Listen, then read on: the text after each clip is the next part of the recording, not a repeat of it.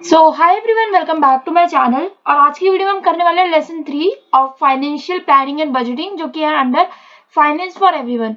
Lesson 1 and lesson 2 की जो video है वो मैं आपको ऑलरेडी प्रोवाइड कर चुकी हूँ ऑफ यूनिट 1, जिसमें हमने मेरे बैंक्स वगैरह के बारे में पढ़ा था, पोस्ट ऑफिस के बारे में पढ़ा था, कमर्शियल बैंक के बारे में पढ़ा था एंड बहुत सारी चीजें इंट्रोडक्शन थी फाइनेंशियल लिटरेसी की। तो इस वीडियो में हम करने वाले मेरी फाइनेंशियल प्लानिंग की नीड की होती है एंड बजटिंग क्यों इंपॉर्टेंट है एंड क्या क्या वांट्स है, नीड्स है एंड स्कार्सिटी है ऑफ रिसोर्सेज, इन सब के में पढ़ने वाले हैं। बहुत सारे मेन पॉइंटर्स भी होंगे इस वीडियो में। तो चलिए करते हैं आज की वीडियो को शुरू। एंड जैसे आपके पास सारी एक्सप्लेनेशन वीडियोस आ जाएंगी, उसके बाद अगर आप चाहते हैं कि मैं आपको कुछ इंपॉर्टेंट क्वेश्चन आंसर्स की वीडियो प्रोवाइड करूं तो आप कमेंट्स में बता सकते हैं। अगर वीडियो ऑलरेडी मेड होगी तो मैं आपको लिंक प्रोवाइड कर दूंगी, और ऑलरेडी मेड नहीं होगी तो मैं आपको हाथ वीडियो प्रोवाइड कर भी दूंगी, मतलब जैसे भी वीडियो बनाकर मैं आपको दे दूंगी। तो चलिए करते हैं आज की वीडियो को शुरू, और चैनल को जरूर सब्सक्राइब कर लेना फॉर मोर वीडियोस। पहला है हमारा introduction to financial planning and budgeting. तो पहला तो आपको ये याद रखना है कि जो फाइनेंशियल प्लानिंग है और बजटिंग है, ये एक कॉर्नर स्टोन्स है ऑफ रिस्पॉन्सिबल फाइनेंशियल मैनेजमेंट के लिए। क्योंकि अगर आप एक रिस्पॉन्सिबल फाइनेंशियल, मतलब आपको अपने फाइनेंसेस मैनेज करना मतलब जो है इंपॉर्टेंट लगता है, अगर आप उसके लिए रिस्पॉन्सिबल हो तो फाइनेंशियल प्लानिंग एंड बजटिंग करना बहुत ज़्यादा जरूरी है। ये प्रोसेसेस जो है वो प्रोवाइड करते हैं इंडिविजुअल, फैमिलीज एंड बिजनेसेस को एंड द गवर्नमेंट, कि वो एक मीन्स कर सके अचीव टू फाइनेंशियल स्टेबिलिटी। क्योंकि हर इंसान आजकल के टाइम में क्या चाहता है कि वो फाइनेंशियली स्टेबल हो सके एंड वो अपने सारे गोल्स मीट कर सके, अपने सारे ड्रीम्स को फुलफिल कर सके with the help of money. क्योंकि मनी ही है, मतलब जो लोगों को, मोस्टली लोगों को लगता है कि वो हर चीज में जो उनको मनी की नीड होती है, और लगता है भी नहीं, है तो रियल में है भी। क्योंकि मोस्टली हर काम में आपको मनी की रिक्वायरमेंट होती ही है। एंड अगर आपको कोई फाइनेंशियल डिसीजन लेने हैं, तो अगर आपको एक इन्फॉर्म्ड फाइनेंशियल डिसीजन लेना, मतलब जिसमें आप बिना किसी सोचे समझे, मतलब कि बिना किसी चीज से आपको वो ना करना पड़े, जैसे हम क्या कहते हैं कि आपको कॉम्प्रोमाइज ना करना पड़े, तो आप एक इन्फॉर्म फाइनेंशियल डिसीजन तभी ले सकते हो जब आपके फाइनेंसिस में कोई इशू नहीं होगा, कोई कमी नहीं होगी। Without a well defined plan and budgeting, it becomes challenging to allocate resources efficiently and ensure long-term financial security. Next we have is wants, needs and scarcity of resources. तो क्या क्या wants है, needs क्या है और scarcity क्यों है resources की। तो पहले हम देख लेते हैं economic view of the needs and wants। तो अगर हम देखें इकोनॉमिक्स के रियल में distinguish between needs and wants, ये एक इंपॉर्टेंट रोल प्ले करता है इन डिसीजन मेकिंग, कि क्या क्या हमारी नीड्स है। नीड्स मतलब कि जो हमारे को जरूरत है, कि इसके बिना काम नहीं हो सकता। वांट्स वो होता है कि जो कि हमारी जरूरत नहीं है बट हम चाहते ही हमारे पास हो, बिकॉज जैसे कि हम कहते हैं ना कि ये हमारा करियर है, इसके लिए हम ड्रीम किया हमने, इसके लिए हमने सोचा है, हम चाहते हैं कि हमारे साथ हो हमेशा के लिए। तो वैसे ही रहता है कि एक नीड्स होती है जो कि आपकी रिक्वायरमेंट होती है, जैसे रोटी, कपड़ा, मकान, और आजकल के टाइम में education.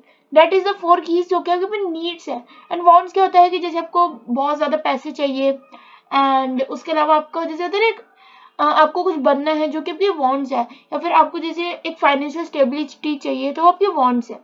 Needs are fundamental requirements for survival and well-being, encompassing essential like food, clothes, shelter, clothing, healthcare, ये सारी चीजें। एंड वांट्स जो होती है वो एक अदर हैंड में रिप्रेजेंट करती है डिजायर्स, कि वो आपके सर्वाइवल के लिए नीड तो नहीं, मतलब वो आपके सर्वाइवल के लिए जरूरी नहीं है, बट स्टिल आप चाहते हो कि वो आपके पास हो, जैसे कि entertainment, luxury items and exotic vacations. Understanding the distinctions is crucial for financial planning, because अगर आप एनेबल करें, मतलब ये एनेबल करते हैं इंडिविजुअल्स एंड एंटिटीज को to prioritise spending by ensuring that needs are met first. Financial planners जो है can then allocate resources to fulfil wants without jeopardizing their financial security. Then we have a scarcity of resources. तो scarcity अगर हम देखें, scarcity जो है एक fundamental concept है in economic, and it acknowledges the limitations of resources relative to unlimited human desires. In the essence ये means का मतलब, इसका जो मतलब वो यही है कि that there will be always be more wants than available resources, मतलब कि जितने भी रिसोर्सेज हमेशा अवेलेबल होंगे उससे ज्यादा ही नीड होगी, उससे ज्यादा ही रिक्वायरमेंट होगी। जिसका मतलब क्या होगा, जो रिसोर्सेज है वो तो कम है बट जो लोगों की मांग है, डिमांड है, वो ज्यादा है, लीडिंग टू कंपटीशन फॉर दूस रिसोर्सेज। जैसे क्या हो जाता है कि अगर आपको चीनी चाहिए, चीनी इस समय सबकी रिक्वायरमेंट है, जो एक चाय पीता है उसको भी रिक्वायरमेंट है, जो नॉर्मल, मतलब जैसे कहते हैं ना, एक छोटे मतलब तबके में भी चीनी की रिक्वायरमेंट है और एक बड़े तबके में भी रिक्वायरमेंट है। बट इससे अब क्या होगा, अगर चीनी धीरे धीरे जो है कंट्री में कम होती जाए तो उससे क्या होगा, चीनी का रेट है वो बढ़ जाएगा और अब वो क्या बन जाएगा, वो एक कार सिटी बन जाएगी। जिसका मतलब क्या है कि जो अमीर लोग हैं जिनके पास पैसे है वो तो उसे अफोर्ड कर सकते हैं, बट जो गरीब लोग हैं वो जो एक मेन उनकी रिक्वायरमेंट थी, मतलब वो तो एक नीड है उनकी, चीनी उनकी नीड है एक टाइप की, क्योंकि मीठा वगैरह चाहिए आपका, ये मतलब नॉर्मल शुगर सॉल्ट ये सारी चीजें आपको चाहिए। तो अगर वही चीजें महंगी होती चलेंगी जो गरीब इंसान है वो नहीं खरीद पाएगा उस चीज को। Next we have is financial planning.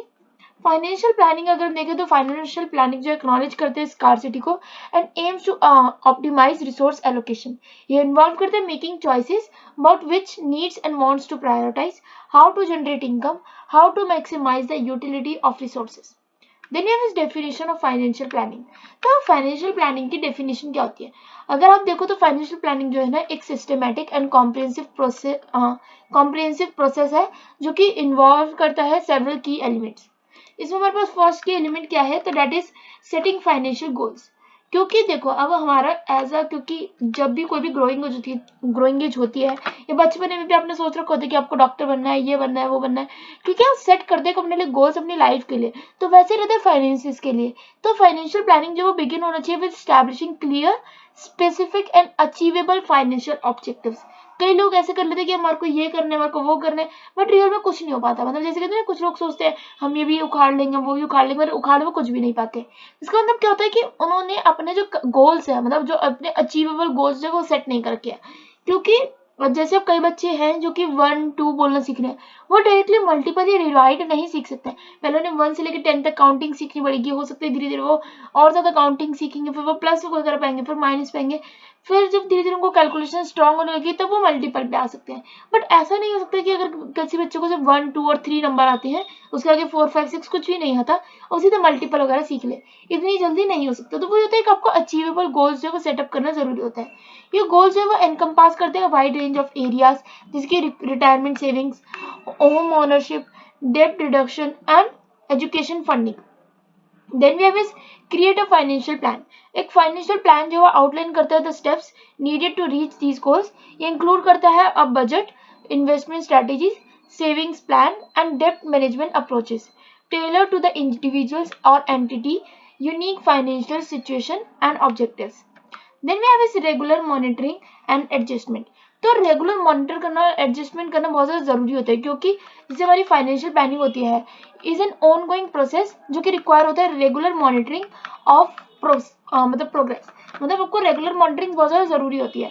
जिससे क्या होता है, ये अलाउ करती है for adjustments in response to changing circumstances such as unexpected expenses, fluctuations in income और shifts in financial priorities. Next we have is financial planning goals. अगर हम बात करें फाइनेंशियल प्लानिंग के बारे में, तो फाइनेंशियल प्लानिंग गोल्स जो है can be characterised into short term and the long term objectives. Short term goals वो होते हैं जो कि इंक्लूड करते हैं पेइंग ऑफ क्रेडिट कार्ड डेप्ट, बिल्डिंग एन इमरजेंसी फंड और saving for a vacation. Long term goals होते हैं typically involve more substantial commitments such as saving for retirement, purchasing a home और फंडिंग चाइल्ड्स एजुकेशन। जो next अगर हम देखें debt is the importance and need of financial planning. तो क्या importance है और क्या जरूरत है फाइनेंशियल प्लानिंग की। पहला तो ये होता है दैट इज फाइनेंशियल सिक्योरिटी। क्योंकि जब तक आप अपने फाइनेंसिस को मेंटेन नहीं करोगे, जब तक आप पैसे की जो है एक प्लान नहीं करोगे कि आपको कहाँ पे कितना खर्च करना है, तब तक आप फाइनेंसिस को बचाकर नहीं रख सकते। और जब तक आप उस पैसों को बचाकर नहीं रखोगे तो क्या होगा, आपके पास कभी भी फाइनेंशियल सिक्योरिटी नहीं आ पाएगी।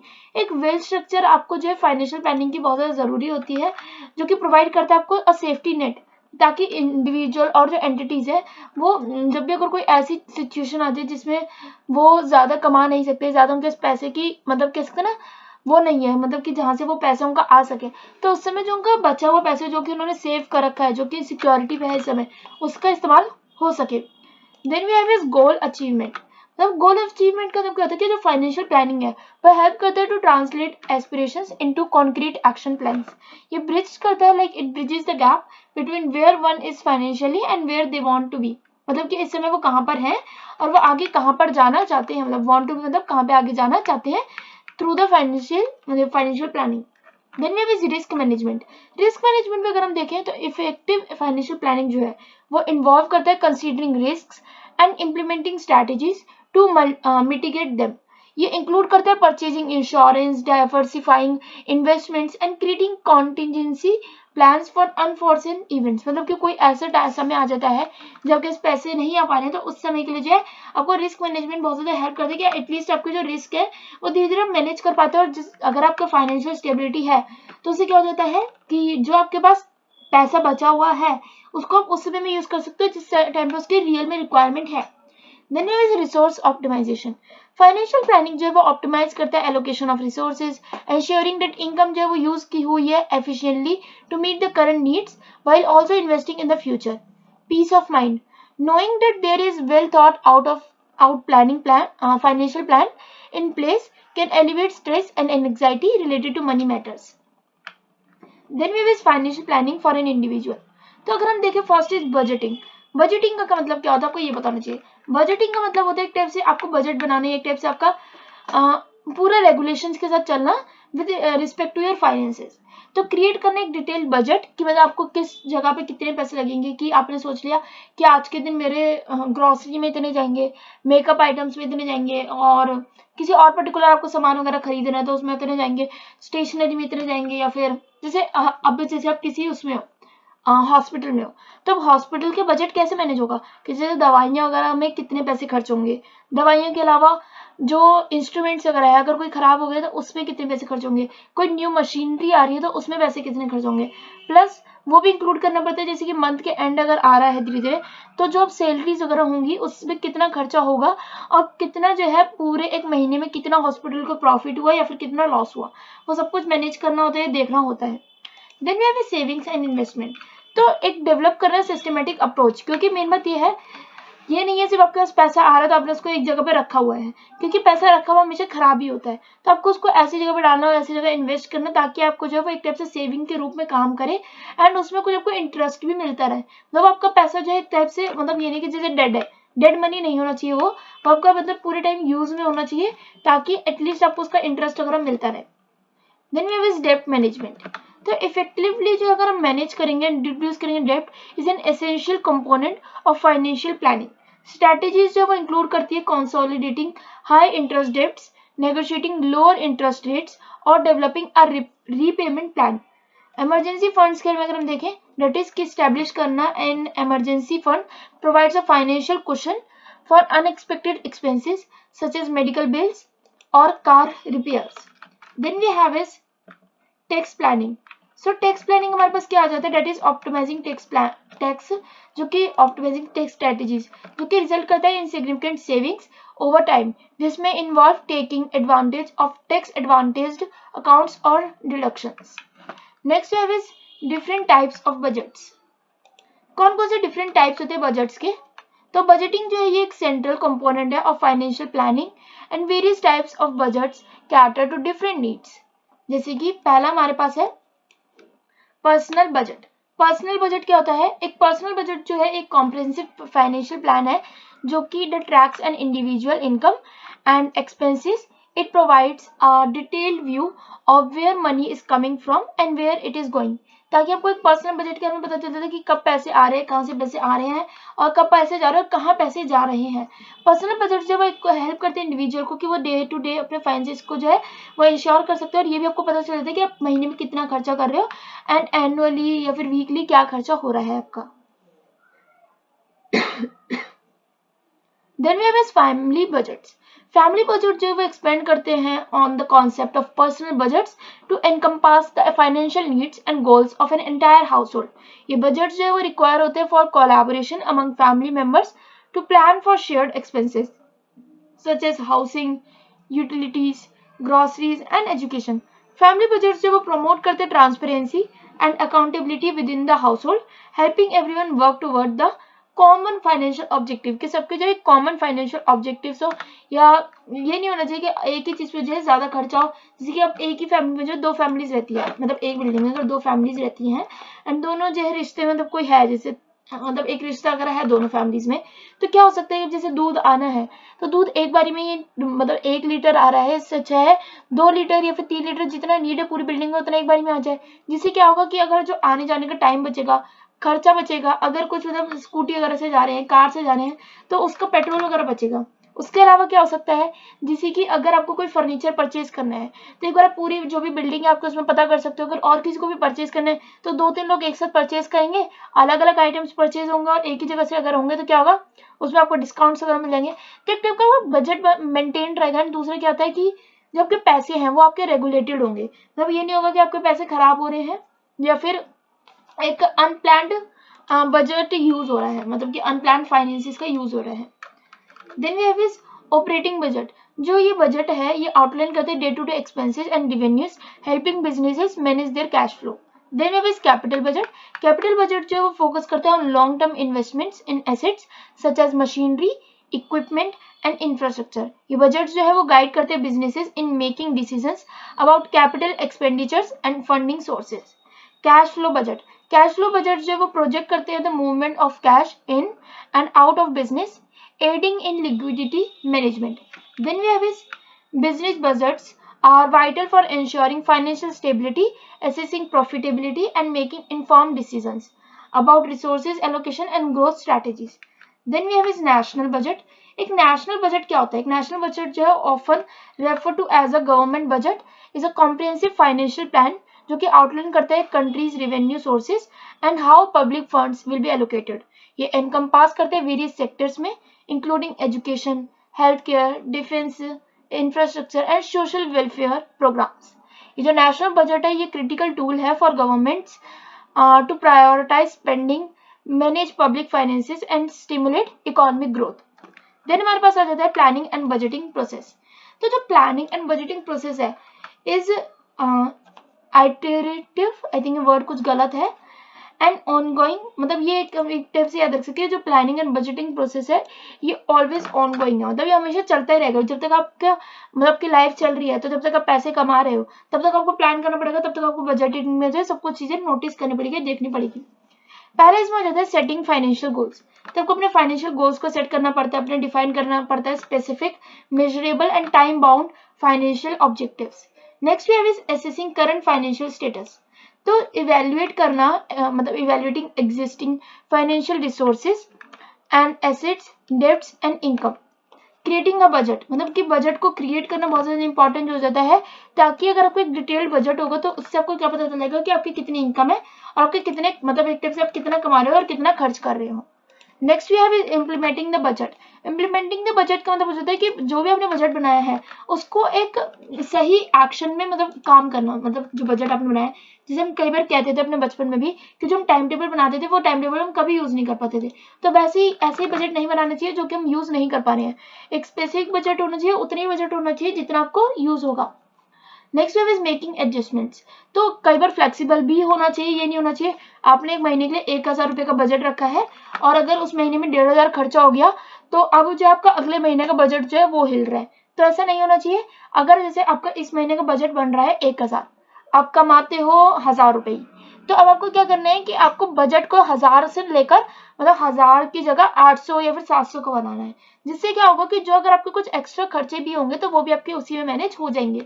तो ऐसे भी मैनेज करना पड़ेगा कि कई बार अगर आपके पैसे कम है आपके पास तो बजट भी थोड़ा कम का ही हो, ताकि कुछ फ्लेक्सिबिलिटी रहे कि अगर आगे कुछ और एड ऑन होते हैं तो नुकसान ना हो। जैसे कि अब हो गया, अब कोई फैमिली में अगर मिस हैपनिंग हो जाती है, कुछ भी इश्यूज हो जाते हैं, उसमें क्या होगा कि अगर मतलब जैसे कोई आप नॉर्मल मान लेते हैं अक्टूबर का महीना है या नवंबर का महीना है, जब दिवाली भी आ रही है, मतलब दिवाली है, भाई दूज वगैरह आ रहे हैं, बहुत सारे त्योहार आते हैं, तो उस समय क्या क्या होता है, तो उस समय मेन तो ये रहेगा कि भाई आपने महीने का बजट हर महीने की तरह 1000 रुपये का बना लिया, पर अभी भी तो हो सकता है कि उस महीने में आपके बहुत सारे रिश्तेदार वगैरह आ जाए, तो उस सब से बचने के लिए भी जो आपको ये सारी चीजें देखनी पड़ती हैं कि आपको बजट जो है बिल्कुल भी खराब ना हो।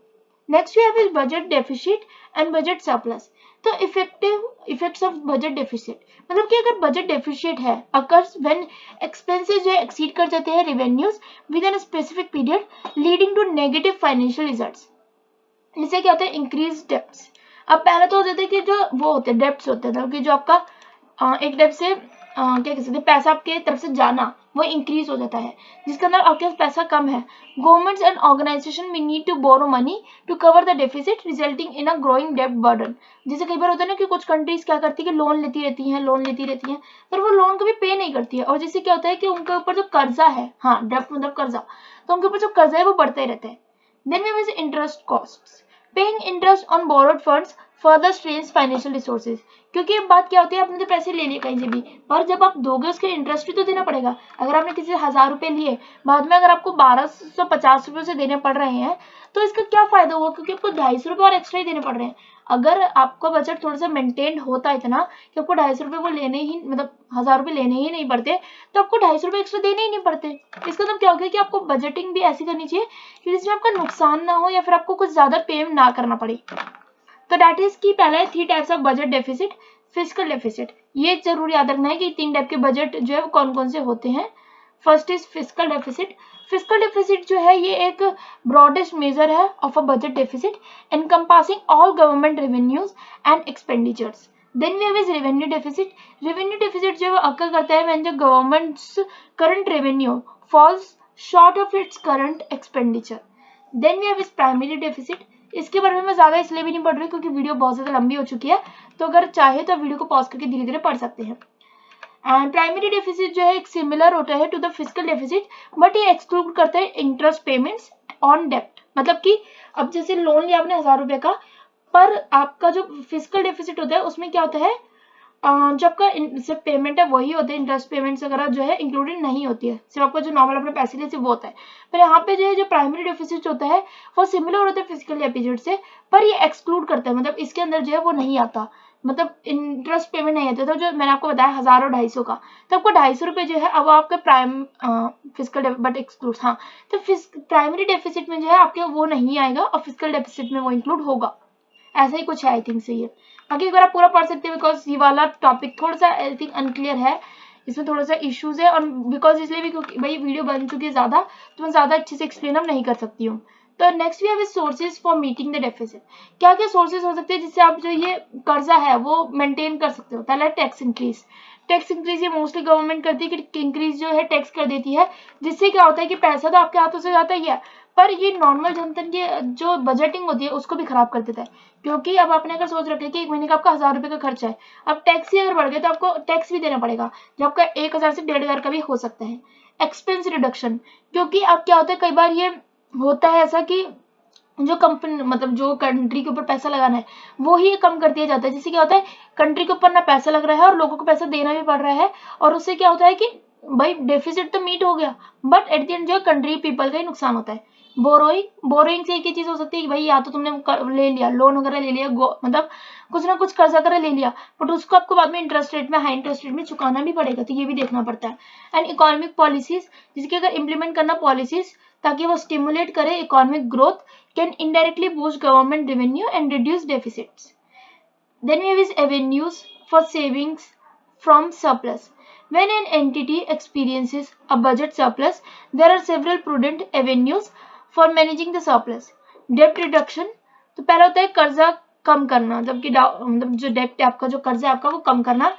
Then we have investments. तो इन्वेस्टमेंट मतलब क्या कि आपको जो है इन्वेस्ट वगैरह सही जगह पे करना, ताकि जो है आपका जो उसके बाद जो इंटरेस्ट वगैरह मिलेगा, जो आपको पैसे मिलेंगे वो आपको एक अच्छे लेवल पे मिले और ये ना हो कि आपको नुकसान ही हो रहा उसमें। Then you have emergency fund, कि एलोकेट करना एक पोर्शन जो, ताकि अगर कभी भी इमरजेंसी अगर हमें नीड पड़ती है पैसे की तो उस समय ये इमरजेंसी फंड्स यूज हो सके। Then we have is infrastructure and capital investment. Infrastructure and capital investment का मतलब कि अगर कोई केस है ऑफ गवर्नमेंट बजट्स, जो सरप्लस फंड्स है can be directed towards critical infrastructure projects and such as हो सकता है हमारे फ्यूचर फाइनेंशियल गोल, मतलब मेरे लिए ये हो जाता है कि जैसे can be directed towards critical infrastructure projects और कैपिटल इन्वेस्टमेंट जो कि कंट्रीब्यूट करते हैं to long term economic growth. Next way savings for future goals. तो इंडिविजुअल्स एंड ऑर्गेनाइजेशंस जो है वो जनरली क्या करती है, एक ईयरमार्क सेविंग सरप्लस करती है ना, कि इंडिविजुअल्स एंड ऑर्गेनाइजेशन जो है can earmark surplus funds for future financial goals such as education, home purchase or expansion plans. Then we have a summary. अगर समरी में अगर हम देखें तो इन समरी हम ये याद रख सकते हैं कि जो फाइनेंशियल प्लानिंग है एंड बजटिंग है are essential components of effective financial management. ये प्रोसेसेस जो है इन्वॉल्व करते हैं setting clear goals, distinguishing between needs and wants, creating detailed budgets and managing deficits and surpluses. Financial planning जो है ensure करते हैं that resources are allocated efficiently, financial goals are met and risks are mitigated. It is dynamic. It is a dynamic and ongoing process that adapts to changing circumstances, ultimately leading to greater financial security and prosperity. Whether at the individual, family, business, or national level, the principles of financial planning and budgeting are fundamental to achieving long-term financial success and stability. With this, we are ending this video here only. अगर video informative and helpful लगे तो video को like कर देना, channel को पे comment जरूर करना जो भी आपको लगा हो कि अगर आपको वीडियो अच्छी लगी हो, या फिर अगर आपको कोई और टॉपिक के ऊपर वीडियो चाहिए तो वो भी आप कमेंट कर सकते हैं। कोई भी क्वेरी हो तो वो भी कमेंट कर सकते हैं। चैनल को सब्सक्राइब जरूर कर लेना बिकॉज नेक्स्ट वीडियोस भी जल्दी आ रही है एंड इसके अलावा आपको इंपॉर्टेंट क्वेश्चन की वीडियो भी मिलेगी इसी चैनल पे। तो चैनल को सब्सक्राइब करना एंड अपने फ्रेंड्स के साथ जरूर शेयर करना इस वीडियो को, ताकि उन्हें भी इस चीज का हेल्प या फिर मतलब एक तरफ से फायदा बेनिफिट हो सके। Stay safe, stay positive, and thanks for watching. Bye bye.